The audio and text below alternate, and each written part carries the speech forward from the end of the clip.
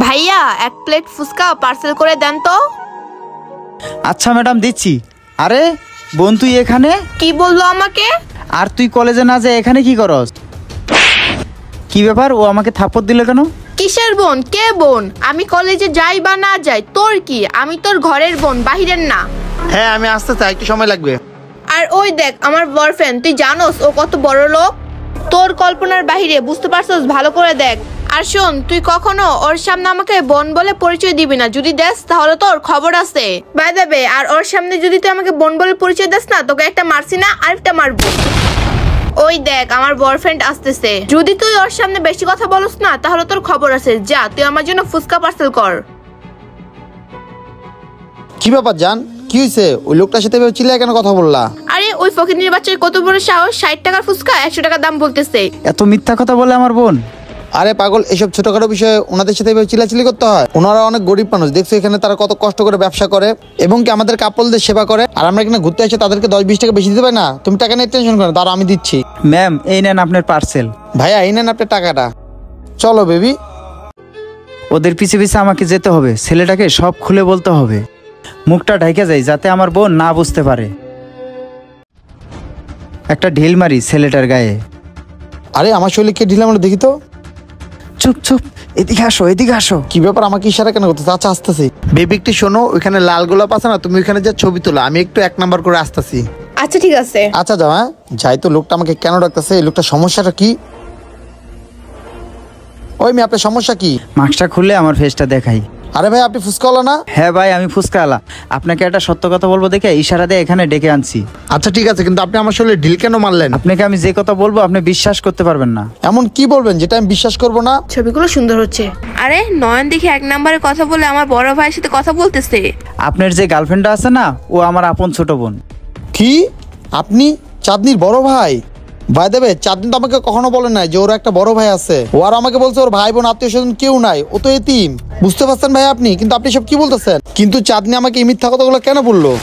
আরে নয়ন আর বড় ভাইয়া মিলে কি জানি বিষয় নিয়ে কথা বলতেছে। তাহলে কি আমার ভাই আমার নামে সবকিছুকে বলে দিবে?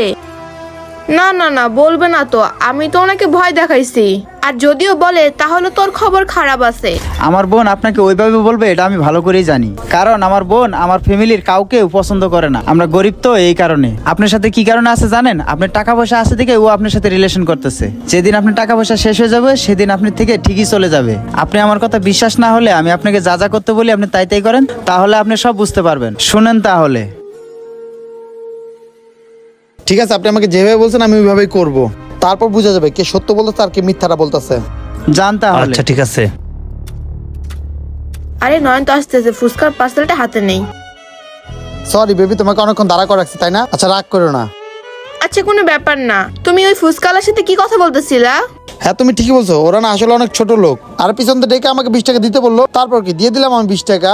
দেখছো 60 টাকা দামের ফুচকা আমরা 100 টাকা দিছি, আবার 20 টাকার জন্য তোমার পিছে পিছে আসছে। আচ্ছা বাদ দাও এসব বিষয়, 1 মিনিট, আমার একটা কল আসছে।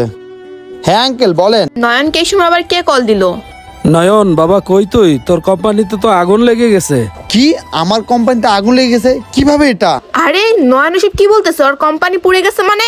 এটা কি বলছেন আঙ্কেল? আমার কোম্পানিতে কিভাবে আগুন লাগতে পারে? হ্যালো বাবা, তাড়াতাড়ি তুমি 10 লাখ টাকা ম্যানেজ করো। কি 10 লাখ টাকা? হ্যাঁ বাবা। এখন আমি 10 লাখ টাকা কোথায় পাবো আর্জেন্ট? এটা কি শুনলাম? নয়ন পথের ফকির হয়ে গেছে। নয়নের কোম্পানি পুড়ে গেছে, তার মানে ওর কাছে এখন কোনো টাকা পয়সা নাই। আচ্ছা ঠিক আছে, আমি 10 লাখ টাকা ব্যবস্থা করছি, তুমি এখানে থাকো। আচ্ছা বাবা ঠিক আছে, আমি এখানেই আছি। আচ্ছা বেবি। হ্যাঁ নয়ন, কি হয়েছে বলো?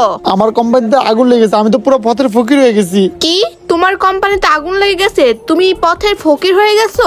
হ্যাঁ আমি পথের ফকির হয়ে গেছি। এক কাজ করো বেবি, তুমি আমাকে 10 লাখ টাকা যে কোনো জায়গাতে ব্যবস্থা করে দাও। কি? তুমি কি পাগল হয়ে গেছো? 10 লাখ টাকা? এত টাকা আমি কোথায় পাবো? আর সত্যি কথা বলতে আমি তো তোমার টাকা দিয়ে চলাফেরা করি, আমি এতগুলো টাকা কোথায় পাবো? বেবি তুমি এভাবে কেন কথা বলছো? সামনে তো তোমার আমার বিয়ে, তুমি তো আমার বউ হবা। প্লিজ জান, যেভাবে 10 লাখ টাকা আমাকে তুমি একটু কষ্ট করে ম্যানেজ করে দাও। নয়ন হাত ছাড়, তোর সাথে আমার বিয়ে হওয়ার কথা ছিল, কিন্তু তোকে এখন আমি আর বিয়ে করব না। তুই তো এখন রাস্তার ফকির হয়ে গেছিস, তোর সাথে যদি এখন আমার বিয়ে হয় তাহলে তো আমিও রাস্তার ফকির হয়ে যাব। আর বাই দ্য ওয়ে, আমার কথাগুলো তুই বুঝতে পারছস? চাঁদনি তুমি এভাবে কেন কথা বলছো? আরে তুমি তো আমাকে মন থেকে ভালোবাসতা। আর বাই দেবে আমার ভালো সময় তুমি আমার পাশে ছিলা, আর এখন কিনা তুমি আমার খারাপ সময় আমারটা ছেড়ে দিলা। এই আমার সামনে এত ঘ্যান ঘ্যান করিস না। ওই যে রাস্তার মোড়ে যায় ভিক্ষা কর, দেখবি এমনি 10 লাখ টাকা হয়ে গেছে। আর নয়ন শোনো, তোমার সাথে কন্টিনিউ রিলেশনটা আমি আর রাখতে পারবো না, কারণ তুমি এখন রাস্তার ফকির হয়ে গেছো। বাই নয়ন। ঠিক আছে। দাঁড়ান ভাইয়া, প্ল্যান তো পুরো সাকসেসফুল। কি বললো? আমি বলছিলাম না ও একটা লোভী মেয়ে, ওর মতো মেয়ে পৃথিবীতে আর একটাও নেই। বুঝতে পারছেন আপনি? সত্যটা তো আপনি নিজের চোখেই দেখতে পারছেন। এখন ওর সাথে আপনি রিলেশন রাখবেন কিনা এটা একান্তই আপনার পার্সোনাল ব্যাপার ভাই। ওর সাথে রিলেশন রাখলে কিন্তু আপনি পথের ফকির হয়ে যাবেন। হ্যাঁ ভাইয়া, আপনি একদম সত্য বলছেন ওর ব্যাপারে। আমি তো ওর ব্যাপারে কিছু জানতামই না। নয়ন, তার মানে আমার ভাই তোমাকে? হ্যাঁ, তোমার ভাই তোমার ব্যাপারে আমাকে সব সত্যটা বলে দিচ্ছে। আর ভাই দেবে আমার কোম্পানিতে কোনো আগুন লাগে নাই, বুঝতে পারছো মিস চাঁদনি?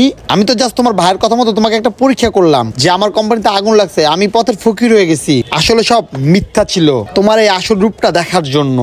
তোমার ভাই ঠিকই বলছো, তুমি আমাকে না আমার টাকা পয়সাকে ভালোবাসতা আর আমার ধন সম্পদকে ভালোবাসতা। ভাই দেবে চাঁদনি, আমি এমন একটা মেয়ে চাই যে আমাকে ভালোবাসবে, আমার টাকা পয়সা ধন সম্পদ না।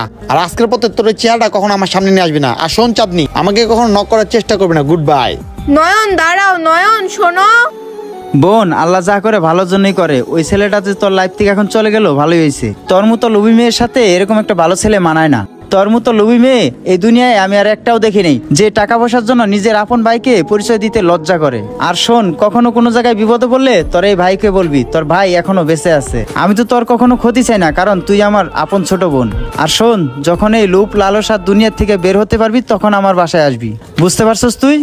বন্ধুরা, লোভী মানুষদের থেকে সাবধান, কারণ আপনার টাকা যতদিন আছে লোভী মানুষ ততদিন আপনার পিছে থাকবে। আপনার টাকা শেষ, আপনাকে তারা ভুলে যাবে। আমাদের এই ভিডিওটা আপনাদের কাছে ভালো লেগে থাকলে টাইম লাইনে পাঠাবেন। ধন্যবাদ সবাইকে ভিডিও দেখার জন্য। নতুন কেউ থাকলে অবশ্যই আমাদের ফলো করবেন এবং লাইক শেয়ার কমেন্টস করতে বলবেন। ধন্যবাদ সবাইকে।